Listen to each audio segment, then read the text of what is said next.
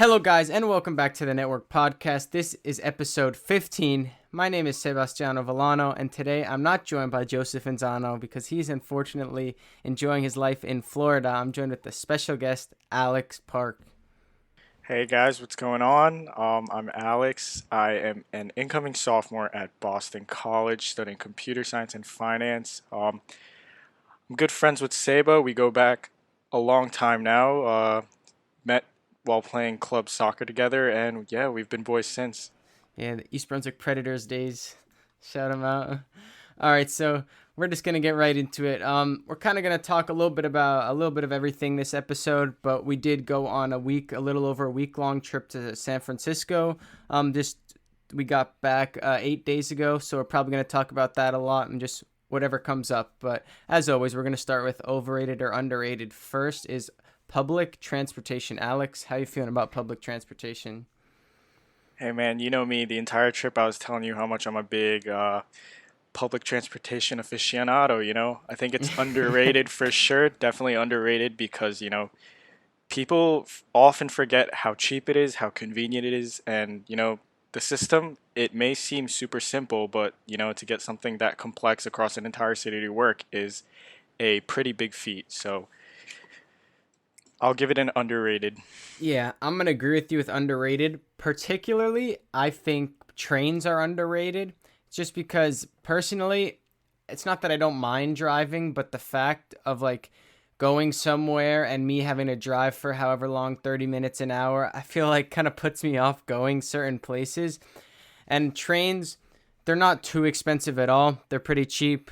It gets you. Yeah, it makes some stops. It may not be as fast as driving, but you don't have to worry about parking. All you have to worry about what time does it leave, what time does it get back. That's the main thing I've used. Obviously, we did go to New York a couple years ago, and the subway. We used the subway, which wasn't too hard once we really just read the map. And I kind of like what you brought up from a personal standpoint and a user standpoint. I don't think it's that hard to use, but I'm sure when it was first put into place, it seems like an extremely complex thing to just like, all right, we're gonna have to put all these underground trains, the whole system. We're gonna have to time them a certain way. We're gonna have to make sure that they're all in sync with each other and whatnot. So yeah, I think that as well. And then I haven't really ridden a bus, but I feel like you can get a lot out of buses too, especially when you're going to a new country. That can really help you see stuff that's outside the city. Yeah, I totally agree with you. I mean, being a student in Boston for a year, Boston College is like a suburb right outside of Boston, but we have a subway station right outside of our school that takes us to the inside of the city. Seeing that firsthand really puts a lot of perspective in terms of public transportation because it's like, only $2 a swipe to get pretty much wherever you want in the city. And I guess if you want to compare that to me bringing a car to campus and, paying for gas, uh, maintenance fees, what else? Parking. Like Parking's parking the is a main thing huge that I thing. think about. Yeah. Yeah, parking, and then as well as like, your insurance is going to go up, when you're actively driving as compared to like, when you're away at college, you're not taking your car, you can get that lower premium on your insurance plan. So a lot of money saved, and it's just a fun way to explore the city for sure. Yeah, definitely.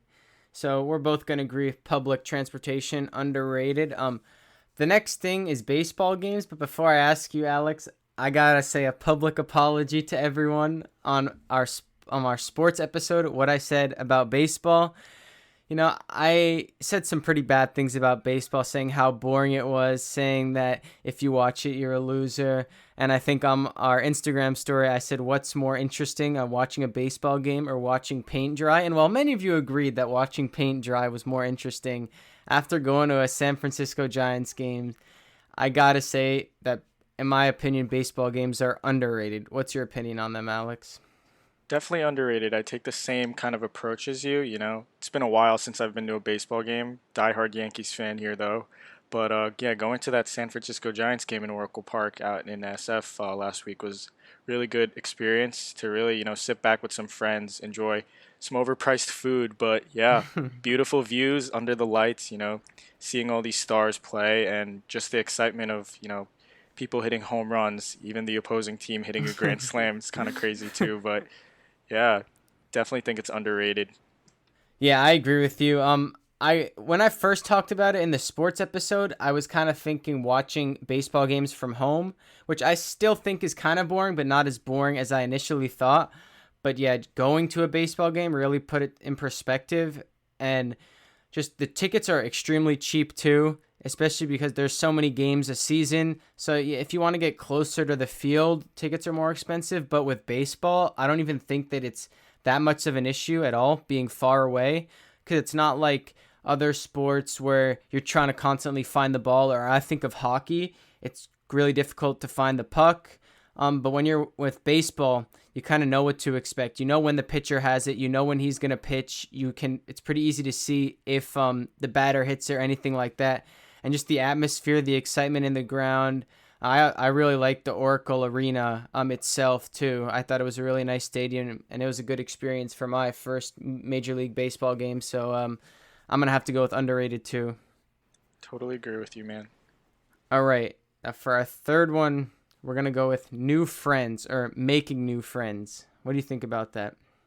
Definitely underrated as well. I'll tell you a little bit about my experience. I've given you a little bit of insight on our entire trip, but I feel like, moving on to that next step of your life when it comes from, making that jump from like high school to college even, or just getting outside of your town regardless of what the situation is pretty important, and then it's like super pivotal in terms of meeting new people, which I think really defines the pathway in your future and who you'll end up being one day, because seeing these new people, they're from different places, they grew up in different settings, they're from different cultures as well, different racial backgrounds as well, and you really see a wider perspective of the entire world through this. And I guess the best part about making new friends is, yeah, you make a friend, but at the same time it's almost like, you know you you get this wider perspective of the world, like I said, and it's just it's just a different thing than what you're used to. So it almost challenges you as well as a person to grow into, fitting into this mold that you don't even know who you are yet of. And I think with college friends especially, it's like it's so much cooler knowing that you have a friend in, San Francisco, Mm-hmm. Oregon, or like, oh, I have a friend in Seattle, I have a friend in Chicago. It's cool to say that because whenever you travel anywhere, even international friends as well, it's like, hey, I have a friend here. I could, hit them up, be like, hey, you want to catch up real quick? Show me around your city, and it's a great experience. Yeah, it is really cool. And the main reason we thought of this one is because Alex has two friends that live near the San Francisco area, Emma and Kevin, and they really just helped us a lot. It was good to see um, the city from the perspective of someone that kind of knows where to go. They know what's good, they know what isn't, and we were even able to help them like see things that they haven't seen before, things that they don't normally do because they were spending time with us. And it can be maybe a little daunting or a little uncomfortable in the beginning. It's like, I know for me, it was kind of just like, oh, you just meet them. It's like, I don't really know anything about them at all, besides the fact that they go to Boston College and they're friends with you. But, I think mutual friends are a great way to meet new people, especially because I'm comfortable with Alex. I've known him for a while. We were going on this trip together, so bringing someone new, like with the two of us, that kind of made it a lot easier. Where if I was just with a new person, it would have been a lot more difficult. And not to go into college conversation or anything, but I think in college it can be pretty daunting, especially when you don't know anyone. But I think it's just important to kind of break those boundaries, get out of your comfort zone. As you touched upon a little bit earlier, it is worth it. And just, it is cool to have friends in different places, not only just for the convenience of it, because I feel like that's a little bit selfish, but it's just a good perspective. You can kind of see how they're living, where they are, where they're from, and how their day to day life changes from yours. If you ever visit them, yeah, it's good to have that guide. And it's just a good experience overall. Yeah, totally. Shout out to Emma and Kev if you guys are listening. Had a great time in SF. Yeah, I'm not too sure they're listening, but we'll let them know anyway. Let them know anyway. Yeah, they definitely made our trip a lot better. But number four, not too San Francisco related, but tennis. How you feeling about tennis, Alex? Tennis, I'll give it another underrated 4 for 4 today because, yeah, I mean, I took tennis lessons when I was a kid and it didn't really excite me. It was just like it's like baseball over a net, kind of, right? Uh, so I always chose the soccer path, something that was more like, exciting, more movement, a lot of creativity. But I mean, as I got older and I started watching tennis on TV, like Wimbledon and like US Open, those kinds of competitions, and you see these players like, Rafa Nadal and like Roger Federer, Novak Djokovic all winning these crazy titles as well. You kind of like start getting into that little, rabbit hole of like, wow, this is actually kind of cool. And then, but the only issue is once you start actually playing it, you realize it's much harder than you actually think it is. Yeah, I agree with you there. I did talk about how I felt about watching it. I also think tennis is underrated. So just like you, 4 for 4. This is unlike Joe. I feel like with Joe, we're the opposite on everything. But yeah, I think tennis is underrated. Watching it is pretty interesting. It does get kind of long sometimes, depending on how good the match is. But I think specifically playing it, it's just so much harder than it looks. I remember the first time in gym class, I've watched tennis and I was like, I think I was a junior. Yeah, I was a junior. So I was like 16, 17. I was like, all right, I'm pretty athletic. I've seen them. All you got to do is flick your wrist a bit. The ball will go perfectly over the net. It'll stay in bounds. Like, it's not that hard. And it's just so much harder to control than you think. It's really all in the form, your footwork, moving your body to get yourself in the right position. But yeah, since we got back, I've played it like 3 or 4 times this past week, and I think it's a lot of fun. We did have our own game, which was pretty competitive. It was a lot of fun.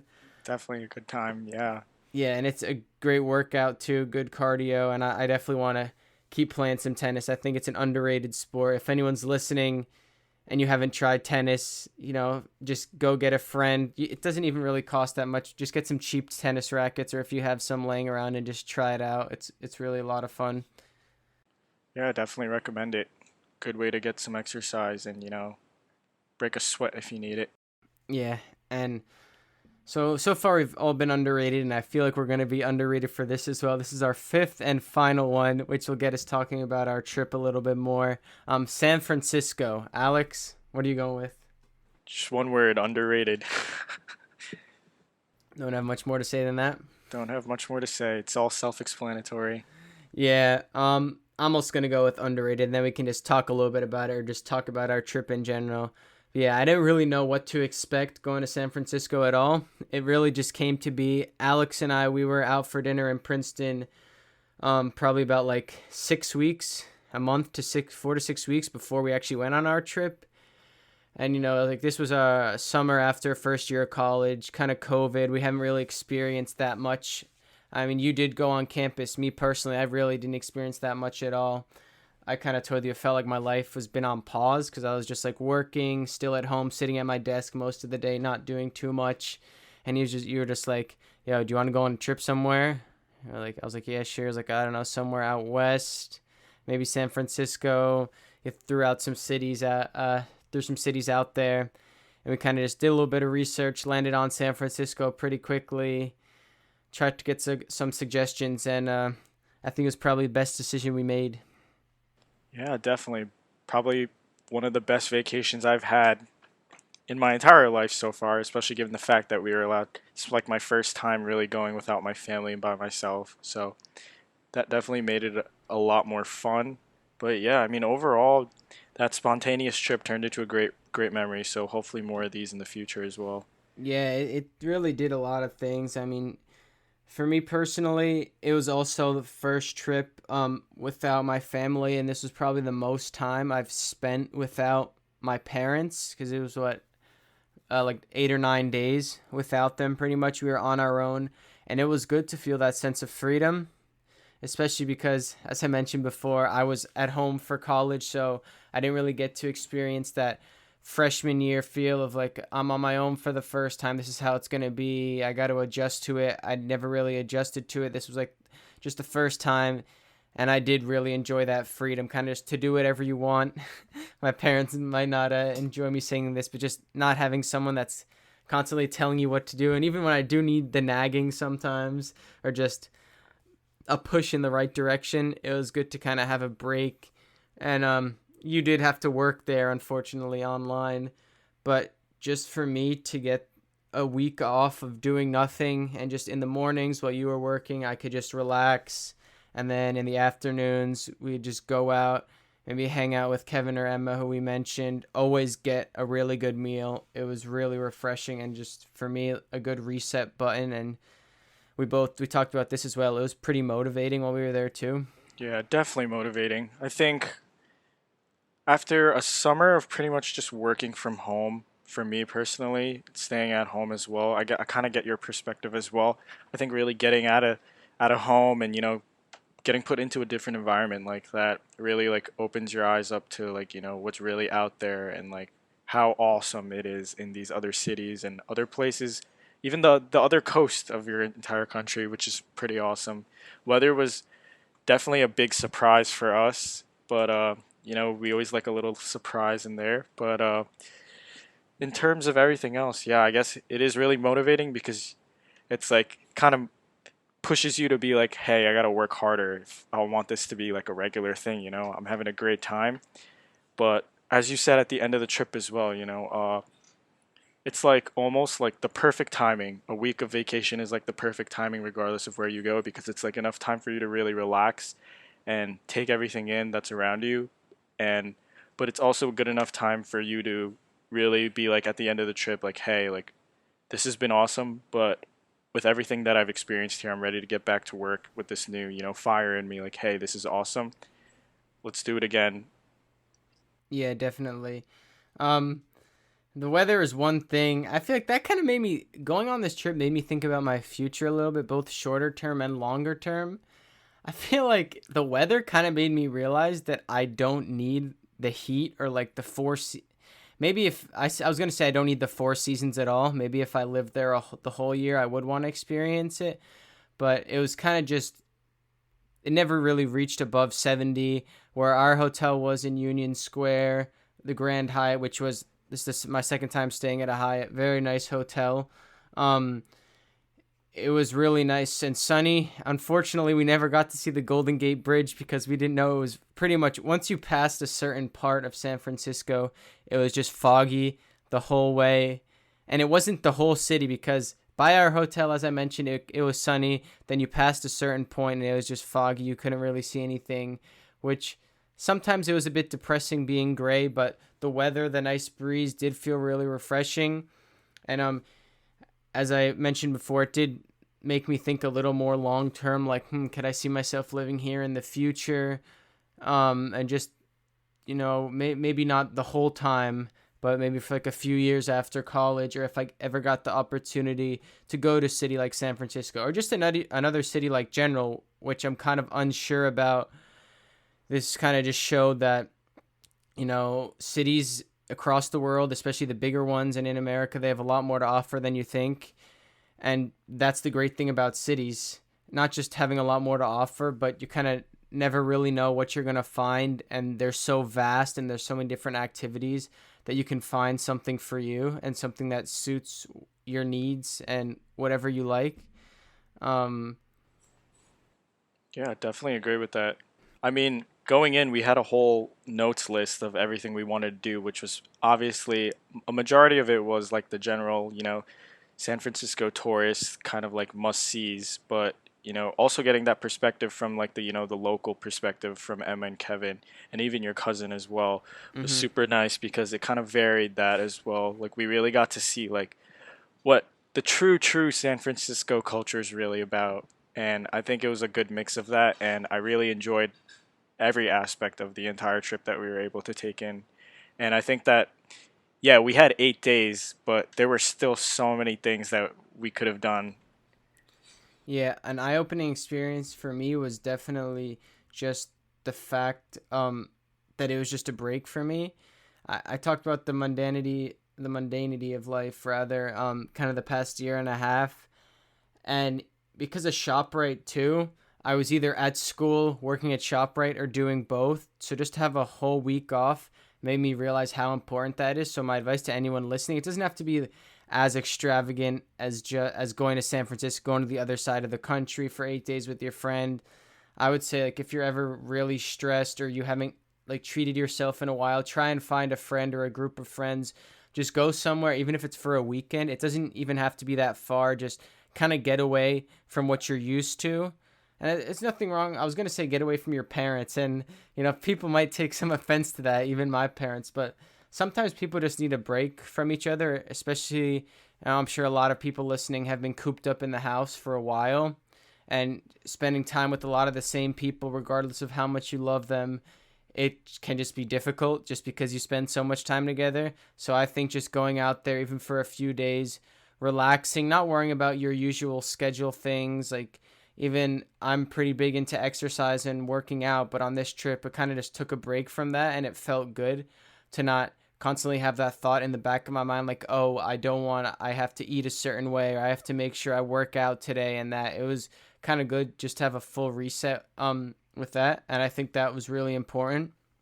Yeah, I totally agree with you. I felt the same way. It's like you just got to put everything on pause sometimes, and I guess it's almost like the whole philosophy where it's like, it's better to take a step back and take breaks. You got to learn how to take breaks, right?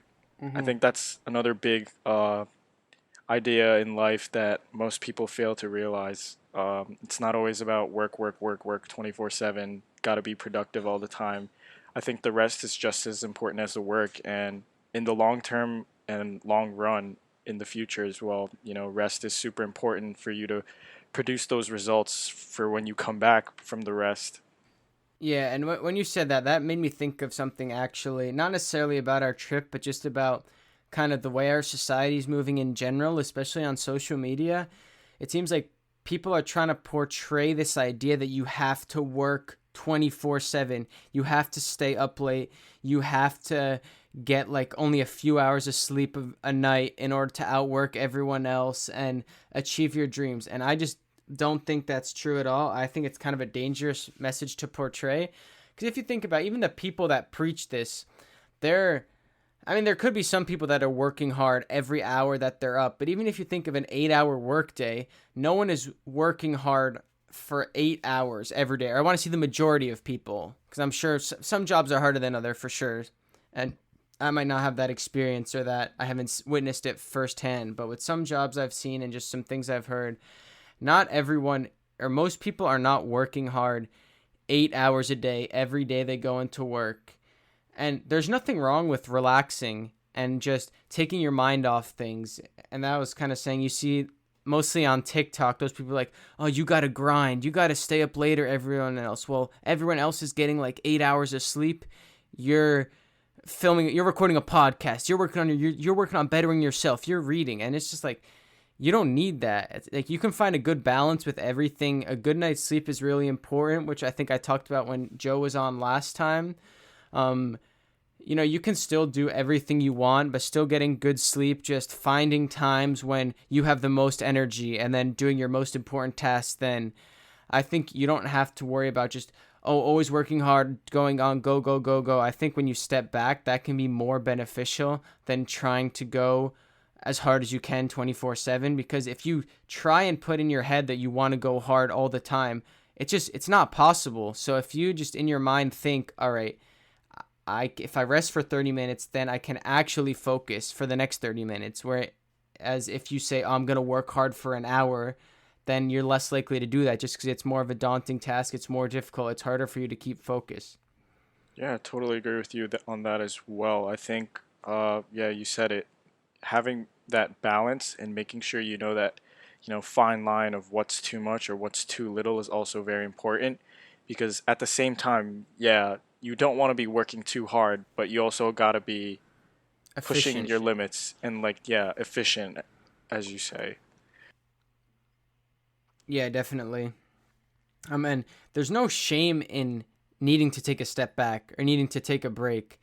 Like, it kind of, I went off on a little rant before, but you can still do both.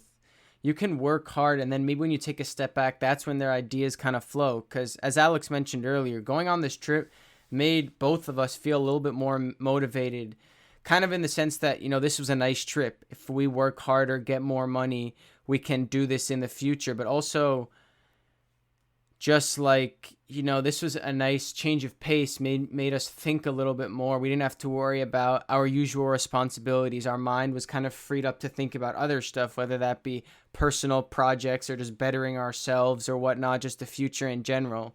And one thing I did want to talk about is this trip did kind of opened my eyes to what I want to do in the next 6 months. Because if you don't, I go to Drexel University, which I've mentioned before, and their big thing is the co-op program.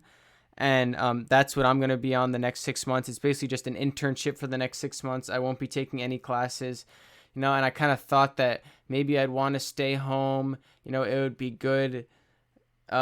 Economically, it would be a good decision because I wouldn't really have any expenses and I'd be getting paid for my job. But after going on this trip and just seeing how Alex interacts with his friends and just hearing about his first year at college, it kind of made me realize that I do want to get out of the house, even if it's not economically as smart. And it made me think of another piece of advice that's just like money isn't always worth your happiness. Because, yeah, staying at home would have helped me save so much money. And I'm still not sure where I'm going to end up yet. I find out this Friday. But it's like I'm going to be so much happier in Philadelphia, finally hanging out with all my friends and just experiencing the city than I would at home. So even though I'm going to have to pay for my apartment and just the general cost of living, you can't always think about money all the time because you have to put yourself first sometimes. And I think that was an important lesson I learned on this trip. Yeah, a big quote that we were talking about over the trip, some people are so poor, all they have is money, right? Yeah, definitely. I think definitely, though, like, your whole mindset is a great way to take this approach into the second half of the 2021. And yeah, I think it'll jumpstart you to a great 2022 and beyond as well. And I guess to kind of like close out on our topic of the trip, I think the best way to learn about anything is to just go through it. You got to live to learn. It's a super big cliche that everybody talks about, I feel like, but I think there's nothing really like it. Like, how are you going to know if you like it or don't like it if you don't go through it, right? Yeah, definitely. Um, I feel like I was just about to say something, but now I forgot. Anyway, let's go on to the next thing. So we said that's kind of closing our trip. But I did just want to talk about um taking pictures because we did that a lot on the trip, and I feel like there's a little bit of a debate how some people feel like that, oh, you should just put your phone away, or you took pictures with your disposable camera, and people say, oh, you should just live in the moment. But I feel like taking pictures are a good way to remember the moment, and you can still find a good balance. Like I remember this specifically when we were in Land's End. Land's End is kind of just like right off the coast. It's like the top of a cliff. It overlooks the ocean, and you can see the Bay Bridge to a right. And like we just put our phones away for a minute, and we kind of just took in our surroundings. So I just wanted to ask real quick, what do you think about people are saying that like, oh, you should just keep your phones away, you got to experience it firsthand? And do you think there's a good balance, and just what do you think about that in general? I mean, personally, I'm a big guy when it comes to like nostalgia and memories, right? I find a lot of sentiment in like the smallest things. And for me, I'm a big photography guy and videography guy. You know that. You've Mm-hmm. known that since you've, Yeah. yeah, met me. So, but I guess that's kind of like my way of expressing like emotions as well for me. It's like a storytelling mechanism as well. It's like, hey, like in this captured moment in this photo or video, like this is how I felt, and me being able to, save that as a memory that I can look back on one day is almost it's almost like a book for me. It's like, hey, I Yeah. remember this story, quote unquote story that I read back in the day, right?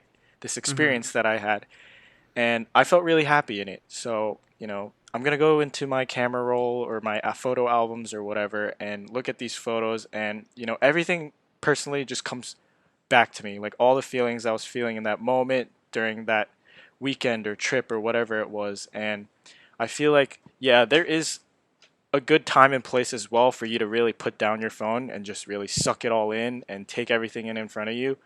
And that is definitely a need in today's society where everything is based on your phone as well. But yeah, I mean, personally, I think there's you can go either way with it, and I guess it's all up to personal preference as well. But I find Yeah. good assets in both of them. Yeah, I think it's all about just finding a balance. And people might counter argument what we were saying about how pictures are important. Oh, you don't need the pictures; you'll have the memory; you'll remember it forever. But I feel like there is kind of that stronger link when you're looking at the picture. Like, yeah, I can think about a happy memory now and it'll make me feel happy.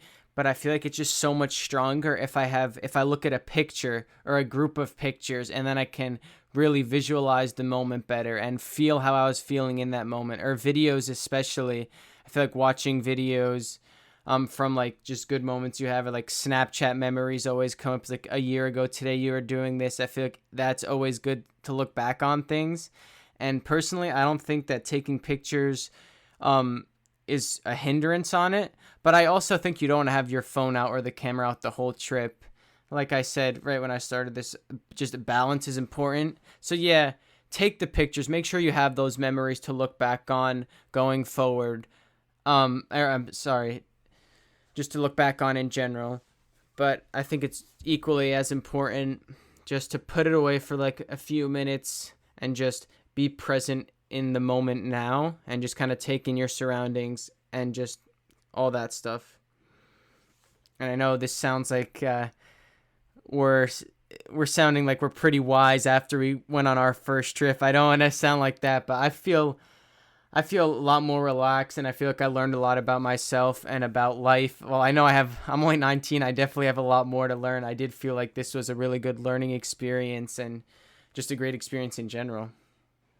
Yeah, I totally agree with you as well on that. It's been a first kind of like personal trip with a buddy without my family, so it's been nice to really get that different perspective without always having an agenda, or having to follow rules or like whatever. Yeah.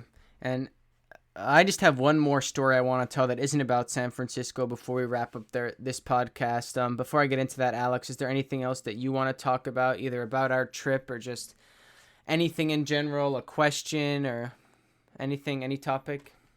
I guess just wanted to say overall that trip has definitely been one of the most memorable things in my life. Had a great time, you know, felt a lot of the highs in a summer of seemingly lows as well. So definitely put a better perspective on everything as well. And yeah, it just made me realize also that, you got to find happiness in the things right in front of you. You just got to look in the right places. So, Yeah, pretty philosophical. And he is also the one that mentioned the some people are so poor, all they have is money on the trip. Alex, he had quite a few quotes throughout this trip. The last thing I do want to mention was once I came home, I talked about my co-ops and all that.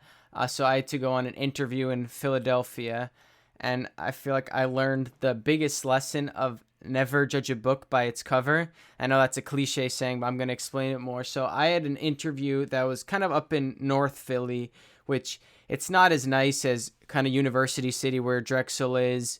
It's a little more dangerous. There's some more crime there, and it was too far away from my campus to walk, so I had to get a lift back. And a Lyft is basically just an Uber where, for anyone that doesn't know, you have the app. You just say you need a driver, where you are, where you need to go, and they'll pick you up and you just have to pay them and all that through the app. Which there are some really terrifying stories about those apps. So there is kind of some public worry, and it does kind of have this kind of aura around them that lifts that they can be kind of dangerous. So I ordered a Lyft to go back to the train station to take a train back home here after my interview. And I have to say, I was a little bit nervous at the beginning because the guy pulled up. I went in his car, and, sometimes you see people and you right away, not even sometimes, you see someone and right away you make assumptions. And he had like tattoos everywhere, also kind of going on his face too, like below his eye. His his car smelled a little bit like weed. And, right away, I was a little bit hesitant. I was like, uh-oh, like, where I am in North Philly, I know that it's a little more dangerous. And I have to say, as soon as I stepped in the car, I knew, after I made those assumptions right away, I knew I was completely wrong. This was probably the nicest stranger I've ever talked to in my life. As soon as I get in, he was like, "Oh, you coming back from work?" I'm like, "No, I had an interview." He's like, "Oh man, how'd that interview go?" And I was just like, talk to him about interviews. Like, "Oh man, God bless. I hope it went well." And just kind of the whole trip, we just had a conversation about Philadelphia and just I was told him that like I might move there in the fall, and he was like, "Oh yeah, it's really nice by Drexel. You'll have a great time there. There are a lot of things to do."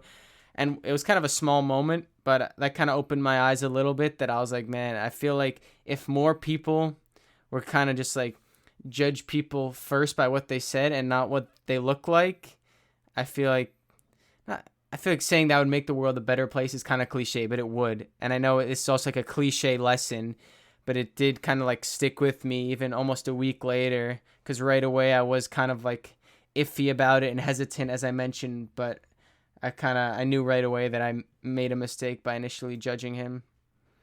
Yeah, really insightful. I mean, yeah, can't always base everything off looks because, the world has a way of surprising you, right? And teaching you these lessons. Yeah, and I feel like that would be a really good story for your book, Alex. You did say that you had a goal when we were in San Francisco. I don't know if you want to put it out into the world here, Yeah, manifest it a yeah. bit, but just tell Yeah. everyone about your one of your lifelong goals. So I have this bucket list that I personally have, and yeah, San Francisco and seeing the Golden Gate Bridge was on the list as well, which also inspired me to talk to Save about this trip. But another thing we talked about while we were in SF was in the bookstore. We were looking at books, and I told him that another lifelong dream of mine was to write my own book about just experiences, travel, people, and I guess just yeah, I find it so fascinating how much you really learn just by really getting out of your shell and into these new places. And it just inspired me to be like, oh, I feel like I could really articulate that into like words on paper and kind of like also tell a story as well with that. But I mean, I haven't seen enough of the world to really have enough of an input on that right now, so we're putting that on hold, but definitely a big idea I want to think about going into the future. Yeah, and when you told me about your book, you also talked about like how you can really get to know the personality of a city by going like talking to taxi drivers or bartenders or really locals of the city. And I feel like that is a great way to do that and just kind of just see the locals and how they act. I feel like they represent the city well. Like New York taxi drivers, just the locals in general, they're a bit more aggressive and they're maybe not as polite, which I feel like that's kind of what New York is. But San Francisco, they were kind of a little bit. I mean, the Very text. mellow people, very Yeah, mellow, slow, chill I people. was gonna use that exact same word. Yeah, and I feel like that kind of represents the city as well. So I know we only kind of used the two cities. Even Philadelphia, it's a city of brotherly love. I mean, I did judge that guy initially, but after talking to him, it kind of made me realize that, like, people say stuff, and of course, there's crime in every city. Philadelphia, there's crime in places, but that doesn't mean everyone you see is going to be a bad person or they're out to hurt you. Like, I'm sure everyone's just trying to go on with their day, live their life, and just be happy at the end of the day. Yeah, that's the most important thing. All right, so that's kind of the last thing that I wanted to cover in this episode. Thanks a lot, Alex, Of course. for hopping on in place of Joe while he's out enjoying the Florida weather. Hopefully he'll be back in a couple weeks, or maybe even next week actually. Hopefully we'll get you on again for another episode, maybe after we go on another trip or just when we Yeah. have more of a themed episode. Um as always, follow us on Instagram at the_network_pod. I'll be posting these overrated or underrated on our story when this goes out. Hopefully it's tomorrow, but it might be today's Monday. It's either going to be Tuesday or Wednesday, hopefully. So be on the lookout for that. And as always, thank you guys for listening, and we'll see you next time.